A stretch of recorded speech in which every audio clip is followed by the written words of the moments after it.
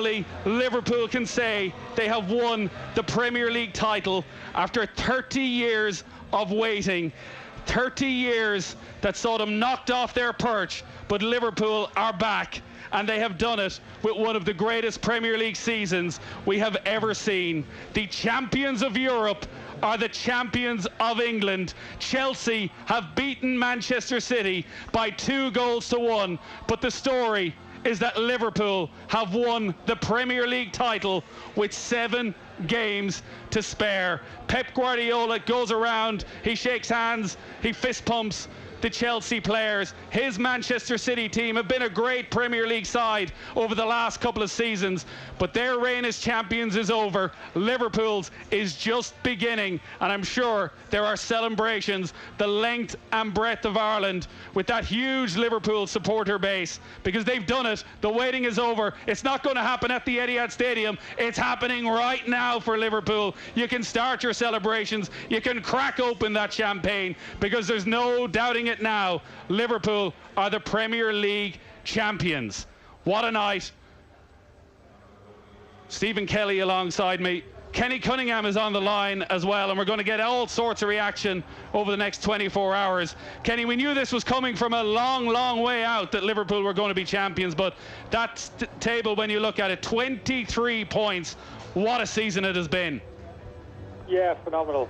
Nice. Congratulations to Jurgen Klopp and his players. They've been breathtaking for the majority of the season. They've absolutely blitzed everybody, including a very talented Manchester City team. Difficult to know where to start, really. Individually, some of the performances, consistent performances over the course of the season. The group mentality, I think, has been their strongest asset, Nathan. I really do. I think the Champions League victory, the tail end of last year, kind of focused their minds and gave them that added determination and focus to push even further for the league title this season. So, hasn't been a surprise that they've won the league. In all honesty, hasn't been a surprise, but the winning margin, absolutely phenomenal, relentless for the majority of the season. Looked a little bit sluggish on the game back against Everton, but midweek against Crystal Palace, they were back up to their usual level. Personally, I was hoping it would carry over to the game next week, Manchester City. And funnily enough, I was talking to a friend of mine in Dublin today, a big Liverpool supporter, and I said, it'd be nice if it hung over till next week, wouldn't he? Went, no, I want it now. They've got it now. The title tonight. Yeah, I don't want to wait any longer. I literally want it now. I don't care. So he's got his wish. The famine is over. Liverpool have won their 19th league title. They're just one behind Manchester United now, and it's all with thanks to Chelsea. 2-1 winners over Manchester City, and now they can get planning, maybe not for victory parades, but for that moment when Jordan Henderson is going to lift the Premier League title. They've seen him lift the Champions League trophy, but this really is the one that they wanted, Kenny. This was the one that they've longed for, that they went close in 2009 under Rafa Benitez, that they went oh so close under Brendan Rodgers in 2014. But this current crop, as you say, you could go through them individually. Right now, they're as good as it gets. Yeah, they certainly are, Nathan. Yeah, it's a different group of players. Probably the majority of those players didn't go through the huge disappointment of 4 years ago. So Jurgen Klopp's totally remoulded the team and built it from scratch. But he's done a fantastic job in a relatively short period of time. And it's just the start, Nathan. I think it really is. This is a hungry group of footballers. I don't think there'll be any kind of drop-off in terms of their mindset even next season. I think there's a kind of determination amongst those players. You can sense it, Nathan, their body language when they all speak in front of the camera. It's total focus, determination. They really want to build their own dynasty, this group of players at Liverpool for the coming years, let alone this season. So it's up to the rest of the teams to catch them, because I don't think they're going to come back to the chasing pack. It's up to the rest of the team, the likes of Chelsea now, Manchester United and even Manchester City, to continue to improve and to close that gap between themselves and Liverpool, because Liverpool are only heading in one direction. They're only going to maintain those standards going forward, and it's up to the rest of the teams to play catch-up. Stephen Kelly's alongside me as well on commentary tonight as Chelsea beat Manchester City by 2-1. I don't think anyone will be talking too much about this game, maybe in terms of where Manchester City are defensively, but from watching Liverpool this season, Stephen, and you were there at Anfield the night they beat Manchester City by 3-1. What has changed? Is it simply the signings of Van Dijk and Alisson that have transformed this side, or has there been something else as well?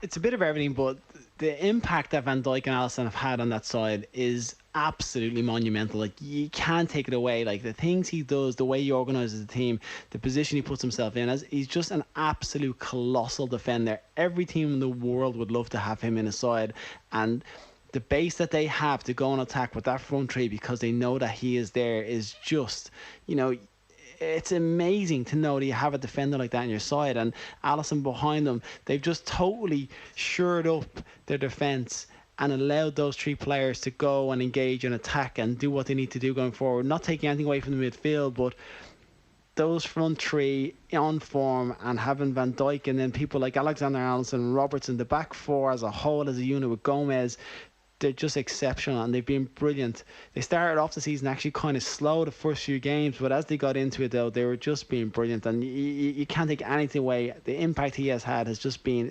monumental. The impact Jurgen Klopp has had, Kenny, in terms of signings, in terms of tactics, but also in the emotional connection he has with the club. And maybe he can overplay it at times, but maybe now, when you've just won the title, is the time to overplay it. He seems to get exactly what that club is about. He does, but I think his most important relationship, Nathan, is one between himself and his players in the dressing room. Stephen will know that. That's the most important bond of the football club. And you can clearly see there's a healthy respect between the players and the manager. That's the most important thing. No point the manager being a favourite of the fans and he's got a broken relationship with key players in the dressing room. That's not the case with Klopp. I think he's clearly got the respect of the whole dressing room. They're a very tight unit. So that kind of togetherness, manager, players and supporters, it's been strong. It's a pretty unique bond, I will say that. But I'd agree with Stephen, actually. If you're looking at the significant difference between Liverpool and Manchester City, certainly for the last year and going forward, it's that central defensive area. You could argue about Manchester City's midfield three, Liverpool's midfield three, who's the best. Liverpool maybe a bit more functional, a bit more technical ability than Manchester City midfield three. You could argue about the front three of Liverpool having the edge over the Manchester City front three. But the centre of those two defences, it's literally night and day. The partnership of Van Dijk and Gomez at centre half is absolutely head and shoulders above anything that Manchester City can put on the pitch. And until Guardiola resolves that problem in the summer and gets a centre half in of an individual quality to complement Laporte at centre half, for me, City will continue to play catch up to Liverpool over the next couple of years. The statistics around this, Kenny, are just insane. We brought the commentary last night of Liverpool beating Crystal Palace 4-0. 23 straight wins at Anfield in the Premier League.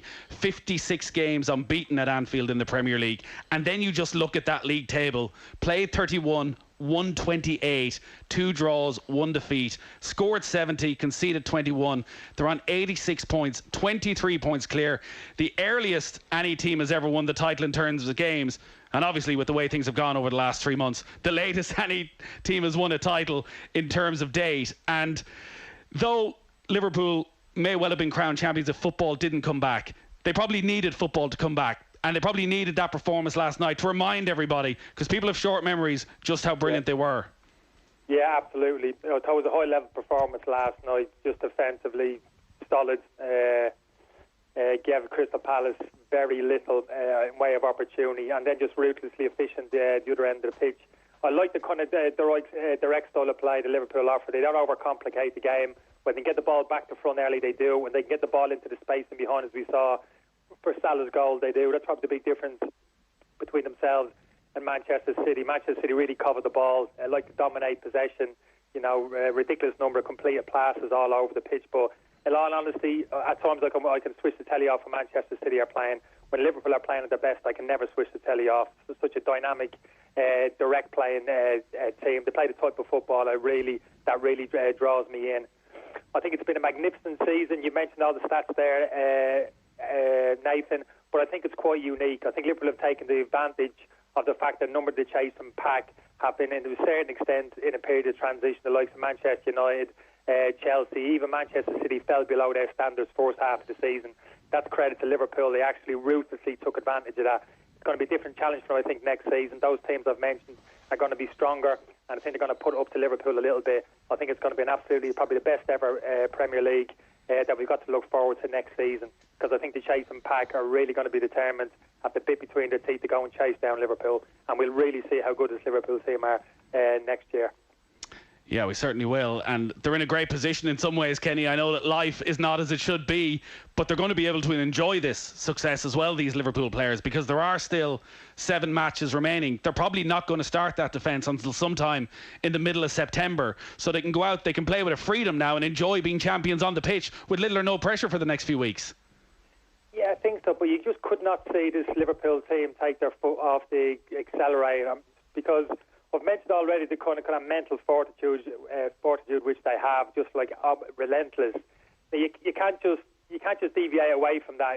Turn the switch off. It's either in you or it isn't. So I'm not expecting a big drop off from Liverpool. I think the manager may actually mix up the players. I think he'd probably use a squad. We might see the younger players, the likes of Curtis Jones, Harvey Elliott, Neco Williams. These players get game time between now and the end of the season. It'd be a good opportunity for the managers to assess those players between now and the end of the season and make a decision on those players, as if to say, well, can I trust these kids next season? If I do get 1 or 2 injuries, maybe to key personnel, rather than go and spend, but possibly spend big in the summer, will these kids show me enough between now and the end of the season for me to say, look, I can trust these next season? If they need to come in and play for 6, 8, 10 games in the spin in the Premiership, these kids are good enough. So it gives Klopp that luxury to experiment a little bit in terms of personnel between now and the end of the season. Footage, Stephen, is starting to emerge of the Liverpool players who were together at one of the players' houses and watching the match. I know they often say, no, I'll be not really keeping a close eye on it. Nah, you have to watch it. How could you not be watching this game? You're going to win the Premier League title for a club that's, been on the periphery for such a long time, steeped in history, and for you to go and do it now, it's so amazing. So for not to be with your teammates it'd be absolutely sinful. So they need to celebrate, they need to enjoy this, what they've done, what they've put on paper, like the level of performance.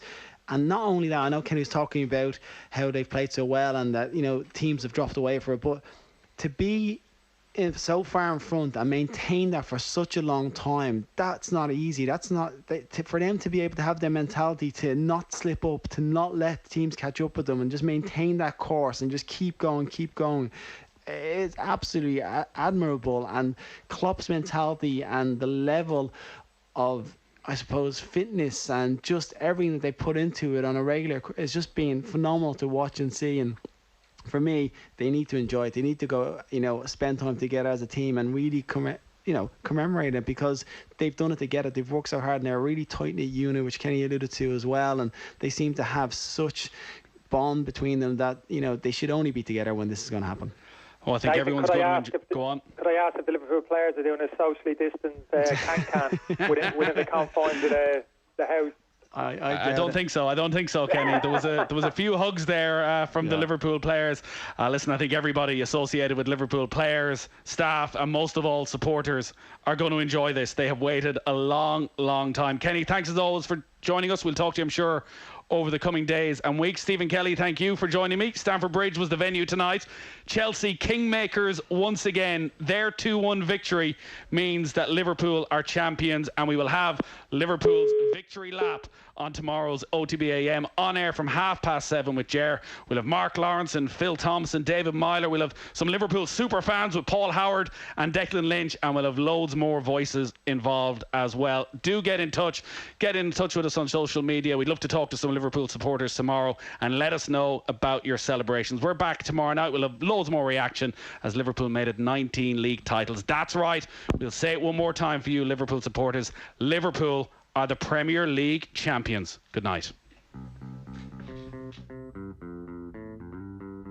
Give him a ball and he out of grass.